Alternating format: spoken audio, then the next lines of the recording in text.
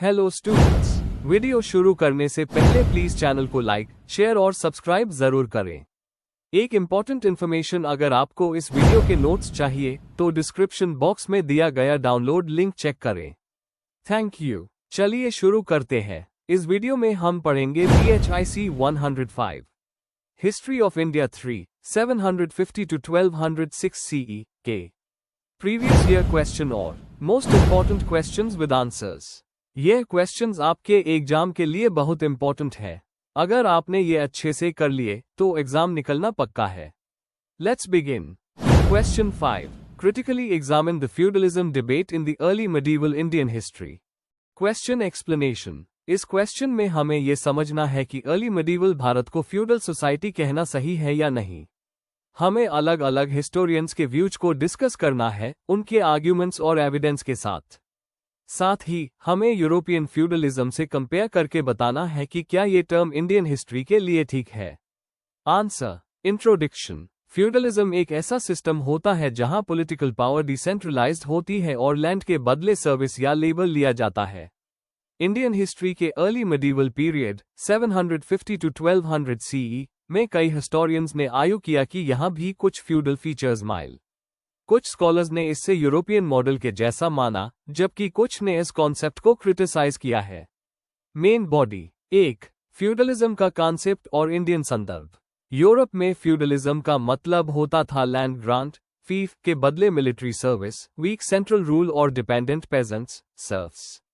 RS Sharma जैसे historians का कहना है कि इंडिया में भी ट्रेड का डिक्लाइन, लैंड ग्रांट्स का बढ़ना और सेंट्रल अथॉरिटी का कमजोर होना दिखाई दिया। लैंड ग्रांट्स, अग्रेरियन इकोनॉमी और लैंडलॉर्ड्स का राइज, ये सब इंडियन फ्यूडलिज्म के साइंस माना गया। 2. फ्यूडलिज्म के पक्ष में तर्क। Supportive view point. RS Sharma का मॉडल। शर्मा कहते हैं कि लैंड ग्रांट्स से लैंडलॉर्ड्स या समानतास बने जो लोकल लेवल पे टैक्स कलेक्ट करते थे, आर्मी रखते थे और रूल करते थे। द अर्बनाइजेशन और इकोनॉमिक डाउनटर्न। उनका कहना था कि पैसा चलने का कम होना और सिटीज का डिक्लाइन भी फ्यूडल सेटअप को जन्म देता है। समांता सिस्टम। समानतास पहले किंग के अंडर द, लेकिन बाद में इंडिपेंडेंट होने लगे, ये वैसल सिस्टम जैसा था। 3. फ्यूडलिज्म के विरुद्ध में तर्क, critical view point. DD Kosambi और BD चट्टोपाध्याय, इन स्कॉलर्स ने फ्यूडलिज्म टर्म को क्रिटिसाइज किया क्योंकि ये यूरोप सेंट्रिक आइडिया है। सर्फडम और वैसलाज की कमी। इंडिया में ना तो पेजेंट्स लैंड के साथ लीगली बंधे द, ना हाई वैसल्स हेरेडिटरी थे। Political diversity. भारत का पॉलिटिकल स्ट्रक्चर इतना वेरिड था कि एक फिक्स्ड फ्यूडल मॉडल यूज पा अप्लाई नहीं होता। 4. ऑल्टरनेटिव मॉडल्स और नए interpretation. Segmentary state theory, Burton Stein. Stein का कहना है कि साउथ इंडिया में किंग्स सिंबॉलिक रूल करते द, एक्चुअल पावर लोकल चीफ्स के पास थी। Integrative model. आज के स्कॉलर्स एक मिक्स मॉडल सजेस्ट करते हैं, जिसमें फ्यूडल फीचर्स तो है लेकिन यूरोपियन मॉडल से डायरेक्ट कंपेयर नहीं करते। सामाजिक और इकोनॉमिक बदलाव। कई लोग इस फेज को फ्यूडलिज्म कहने के बजाय रीजनल आइडेंटिटीज के राइज, अग्रेरियन एक्सपेंशन और डिसेंट्रलाइजेशन के रूप में देखते हैं। कंक्लूजन। फ्यूडलिज्म पर चर्चा सिर्फ भारत का समझने का नहीं, बल्कि ये भी दिखाता है कि क्या हम वेस्टर्न मॉडल्स को दूसरी सोसाइटीज पर लागू कर सकते हैं। अर्ली मेडिवल इंडिया में कुछ फ्यूडल एलिमेंट्स जरूर थे, लेकिन पूरा सिस्टम यूरोप जैसा नहीं था। एक बैलेंस्ड और न्यूआंस्ड व्यू पॉइंट ज्यादा सही रहेगा। अगर आपको इस वीडियो के नोट्स चाहिए तो डिस्क्रिप्शन बॉक्स में दिए गए डाउनलोड लिंक को जरूर चेक करें। Thank you. Let's see the next question. Question 6, right a note on science and technology in the early medieval period. Question explanation. इस क्वेश्चन में हमें यह बताना है कि early medieval period 750 to 1206 CE के दौरान साइंस और टेक्नोलॉजी में क्या क्या डेवलपमेंट्स हुए। टॉपिक्स जैसे कि astronomy, medicine, maths, metallurgy, irrigation और डेली लाइफ में उस होने वाली टेक्नोलॉजीज कवर करनी चाहिए। इंपॉर्टेंट टेक्स्ट और स्कॉलर्स का जिक्र भी जरूरी है। Answer. Introduction. Early medieval period के दौरान भारत में साइंस और टेक्नोलॉजी में धीरे धीरे काफी प्रोग्रेस हुई।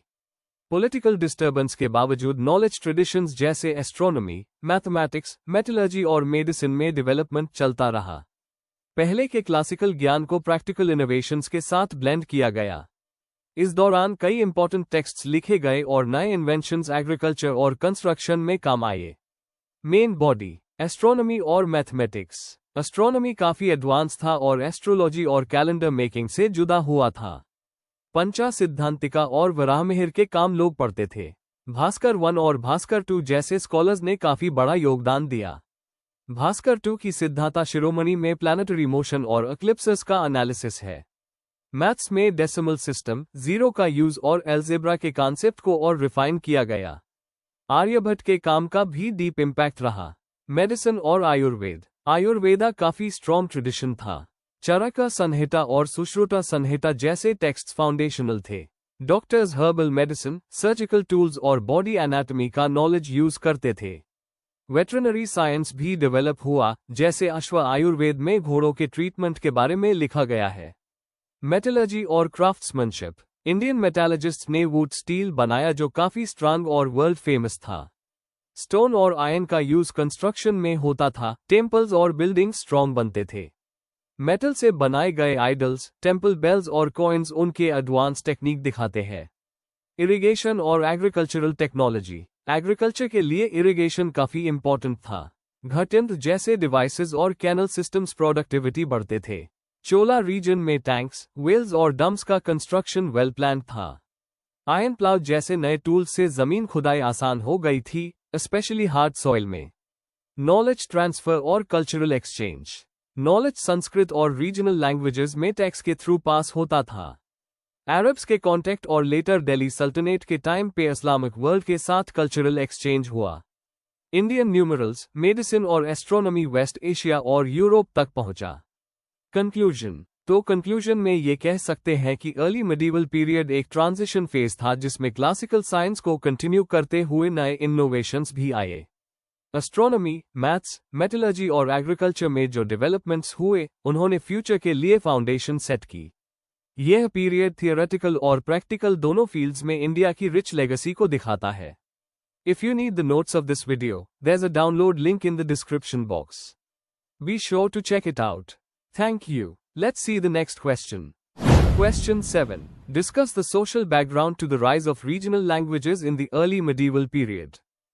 Question explanation. इस क्वेश्चन में हमें यह समझाना है कि कौन से सामाजिक कारण थे जिन्होंने अर्ली medieval पीरियड में रीजनल लैंग्वेजेस के उदय को बढ़ावा दिया। हमें बताना है कि किस तरह रिलीजियस मूवमेंट्स, सामाजिक परिवर्तन और लोकल गवर्नेंस ने इन भाषाओं को डेवलप होने में मदद की। Answer. Introduction. Early medieval Bharat 750 to 1206 CE के दौरान कई रीजनल भाषाओं जैसे तमिल, कन्नड़ा, मराठी, तेलुगु, बंगाली का विकास हुआ। यह डेवलपमेंट अचानक नहीं हुआ, बल्कि इसका बेस कुछ स्पेसिफिक सामाजिक और राजनीतिक फैक्टर्स थे। जबकि संस्कृत अभी भी एलिट क्लास की भाषा थी, रीजनल भाषाएं आम लोगों के बीच पॉपुलर होने लगी। इस आंसर में हम देखेंगे कि किस प्रकार सोशल बैकग्राउंड ने इस लिंग्विस्टिक बदलाव में भूमिका निभाई। Main body. 1. भक्ति आंदोलन और धर्म का योगदान। भक्ति सेंट्स जैसे अल्वर्स और नयनर्स ने तमिल में भक्ति गीत लिखे ताकि आम लोगों तक अपना संदेश पहुंचा सके। वर्नाक्युलर भाषा ने धार्मिक संदेशों को अन्य लोगों तक पहुंचाया जो संस्कृत नहीं जानते थे। जैसे बसवन्ना, कन्नड़ा और संत नामदेव, मराठी ने लोकल भाषा में रचनाएं की। मंदिरों में भी लोकल भाषा का उस होता था, इंस्क्रिप्शंस, भजनस और डेली रिचुअल्स में। 2. रीजनल राज्य और लोकल एडमिनिस्ट्रेशन। सेंट्रल पावर के कम होने पर चोला, राष्ट्रकूटा, पला जैसे रीजनल राज्य उभरे। इन्होंने अपनी लोकल भाषा का यूज एडमिनिस्ट्रेशन और रिकॉर्ड्स में करना शुरू किया। जैसे चोला रूलर्स ने तमिल और राष्ट्रकूटास ने कन्नड़ का उस किया इंस्क्रिप्शंस में। 3. लोकल पहचान और सांस्कृतिक अभिव्यक्ति। इस समय रीजनल आइडेंटिटी काफी स्ट्रॉन्ग होने लगी, लोग अपनी भाषा और संस्कृति पर गर्व करने लगे। इस कल्चरल प्राइड ने लोकल कवि और राइटर्स को अपनी भाषा में लिखने के लिए इंस्पायर किया। पहली बार कई भाषाओं में लिटरेरी कॉम्पोजिशंस लिखे गए जो उनके विकास का बेस बने। 4. संस्कृत का दबदबा कम होना। संस्कृत एलिट और रिलीजन के लिए टू इम्पोर्टेंट रही, पर आम जनता से उसका कनेक्ट कम होने लगा। लोगों ने आसानी से समझ आने वाली भाषाओं में बात करना और लिखना शुरू किया। जैन और बौद्ध साहित्य ने भी नॉन संस्कृत भाषाओं जैसे प्राकृत और अपभ्रंशा को बढ़ावा दिया। 5. बाजार, शहरी जिंदगी और आम लोग, अर्बन सेंटर्स और मार्केट एरियाज में कई भाषाओं का इस्तेमाल होता था। व्यापारी, शिल्पकार और ग्राहक बोलचाल की भाषा का उस करते द, जिससे रीजनल भाषा स्ट्रॉन्ग बनी। टेम्पल्स और मथास में भी रीजनल भाषा में शिक्षा दी जाने लगी थी। कंक्लूजन, रीजनल भाषाओं का उदय एक बड़े सामाजिक बदलाव का नतीजा था, जिसमें भक्ति आंदोलन, लोकल राजनीति, रीजनल आइडेंटिटी और रोजमर्रा की जरूरत ने इंपॉर्टेंट रोल प्ले किया। इन भाषाओं ने भक्ति, गवर्नेंस और कल्चरल एक्सप्रेशन का माध्यम बनकर भारत की मल्टीलिंगुअल लेगेसी को जन्म दिया। अगर आपको इस वीडियो के नोट्स चाहिए तो डिस्क्रिप्शन बॉक्स में दिए गए डाउनलोड लिंक को जरूर चेक करें। Thank you. चलिए देखते हैं अगला question. Question 8. Write short notes on any two of the following in 200 words each. A. Nenars and Alvars. B. Irrigation technology. C. Veerashaivism. D. Third urbanization. Question explanation. इस question में हमें ऊपर दिए गए 4 टॉपिक्स में से किसी भी 2 पर शॉर्ट नोट्स लिखने हैं। हर टॉपिक में उसकी डेफिनेशन, बैकग्राउंड और उसका इंपॉर्टेंस एक्सप्लेन करना होगा। अर्ली मिडीवल पीरियड में इनका क्या रोल था, ये बताना जरूरी है। Answer, introduction. Early medieval India 750 to 1206 CE में कई बड़े रिलीजियस और सोशल चेंजेस आए। नयनर्स अल्वर्स जैसे भक्ति सेंट्स, वीराशैविज्म जैसे रिफॉर्म मूवमेंट्स और नए इरिगेशन टेक्निक्स ने समाज को बदला। इन 4 टॉपिक्स से हमें उस दौर की रिलीजियस, टेक्नोलॉजिकल और अर्बन डेवलपमेंट्स का अच्छा आइडिया मिलता है।